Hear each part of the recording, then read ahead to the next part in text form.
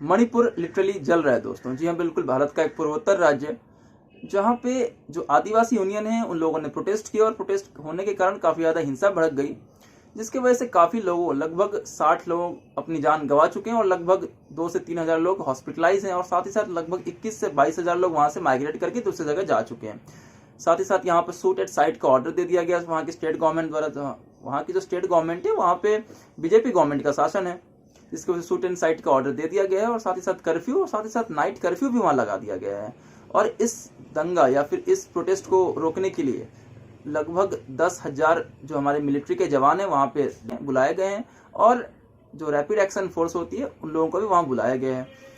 देखिए, एक तो बात माननी पड़ेगी कि जो अपना नॉर्थ ईस्ट रीजन है, इंडिया का जो नॉर्थ ईस्ट रीजन है, काफ़ी ज़्यादा सेंसिटिव है, क्योंकि ये जो चारों तरफ से ना घिरा हुआ है, लगभग या तो दुश्मन देश है या फिर अनस्टेबल कंट्रीज हैं।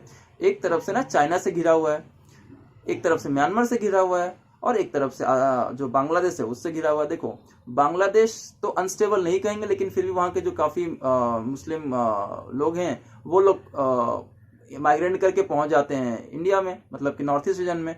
म्यांमार में आपको मालूम होगा काफ़ी ज़्यादा वहाँ के जो लोग हैं जब डेमोक्रेसी चाहते हैं, क्योंकि वहाँ पे सेना का शासन है, जिस वजह से वहाँ की मिलिट्री उन लोगों पे एयर स्ट्राइक कर देती है, लिटरली एयर स्ट्राइक करती है। आप लोग सुनते होंगे कि यार जो इंडिया जो आर्मी के जवान होते हैं वो दूसरे देश अगर कोई हमला करता है तो उन देशों को वो मार के भगाता है, क्योंकि अपने देश को बचा सके।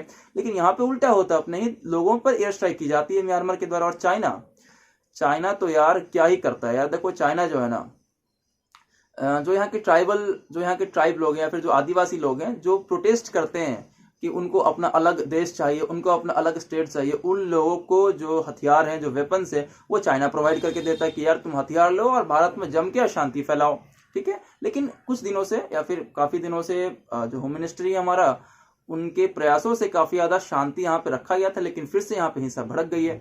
तो मणिपुर का जो डेमोग्राफिक है कुछ इस तरीके से है। मणिपुर की जो राजधानी इम्फाल है और जो मणिपुर है, एक तरफ से आसाम से घिरा हुआ है, एक तरफ से मिजोरम से घिरा हुआ है, एक तरफ से म्यांमार से घिरा हुआ है। म्यांमार के जो लोग हैं यहाँ पे जब एयर स्ट्राइक होती है उन पे तो घुस आते हैं मणिपुर में ही। तो यहाँ पे उन लोगों का भी एक दिक्कत है, क्योंकि यहाँ की अगर डेमोग्राफिक पॉपुलेशन की बात की जाए तो अगर जो इम्फाल, मणिपुर की जो राजधानी इम्फाल है, यहाँ पे लगभग जो आपको मालूम होगा जो नॉर्थ ईस्ट रीजन है लगभग वो पहाड़ों में ही बसा हुआ है। तो मणिपुर की जो सबसे बड़ा प्रॉब्लम है ना, या फिर जिस कारण प्रोटेस्ट हो रहा है, वो मतलब जमीन के कारण ही वहाँ हिंसा भड़क रही है। क्योंकि लगभग वहाँ का जो 90% इलाका है वो पहाड़ी है और लगभग सिर्फ मात्र 10% ही जो इलाका है ना वो प्लेनर में आता है, समतल जमीन में आता है। तो जो मणिपुर का जो राजधानी इम्फाल, वहाँ पे लगभग 57% जो लोग रहते हैं वो मेती कम्युनिटी से संबंधित है। और मेती जो कम्युनिटी है ना वो हिंदू है और साथ ही साथ हिंदू ब्राह्मण है। और जो 47% लोग वहाँ रहते हैं, लगभग वो लोग जो मेजोरिटी है वो ट्राइब्स, मतलब 47% जो लोग रहते हैं वो ट्राइबल है और साथ ही साथ जो मेजोरिटी है वो क्रिश्चियन है और कुछ वहाँ के मुस्लिम पॉपुलेशन भी। देखो, जो मुस्लिम पॉपुलेशन है वो तो म्यांमार से आई हुई है, जब एयर स्ट्राइक्स होते हैं तो वहाँ पहुँच जाते हैं। और सबसे इंटरेस्टिंग चीज़ ये है कि जो मात्र 10% जो ज़मीन है ना वो सिर्फ मेती कम्युनिटी के पास है, बाकी 90% का जो इलाका है शेड्यूल्ड ट्राइब यानी कि इन ट्राइबल लोगों के पास है। मेरा मुद्दा यहीं से शुरू होता है कि लोग तो रहते हैं 57% यहाँ पे, लेकिन जो जमीन है सिर्फ 10% ही इनके नाम पे है। ऐसा क्यों? क्योंकि मणिपुर का एक रूल है कि जो भी, क्योंकि आपको मालूम होगा पहाड़ी रीजन में बसा हुआ है वो, ठीक है। तो मणिपुर का एक रूल है कि जो शेड्यूल्ड ट्राइब के लोग हैं उन लोगों को पूरा हक है जमीन का। तो इस कारण जो मेती कम्युनिटी है उनका ये कहना है कि हमें आप शेड्यूल ट्राइब में डाल दो। इस कारण इन्होंने क्या किया कि जो हाई कोर्ट में जाके उन्होंने अपील किया, और जैसे ही हाई कोर्ट ने अपील किया कुछ दिनों बाद हाई कोर्ट ने अपना रिजल्ट सुनाया और जो रिजल्ट था मेती कम्युनिटी के फेवर में था कि यार इनको शेड्यूल ट्राइब में डाल दिया जाए। तो दिक्कत किसको होगी फिर? अगर शेड्यूल ट्राइब में इनको डाला जाए तो ऑब्वियस सी बात है ट्राइबल लोग जो वो खुश तो होंगे नहीं, क्योंकि इस कारण ट्राइबल लोग तो बिल्कुल खुश होंगे नहीं। तो क्योंकि देखिए, एक पहली बात तो फिर अगर शेड्यूल ट्राइब में इनको डाला जाएगा तो अकॉर्डिंग टू लॉ जो मेती कम्युनिटी वो शेड्यूल ट्राइब में पहुंच जाएंगे और जमीन पर उनका प्रॉपर यानी कि बराबर का अधिकार मिल जाएगा इन लोगों को।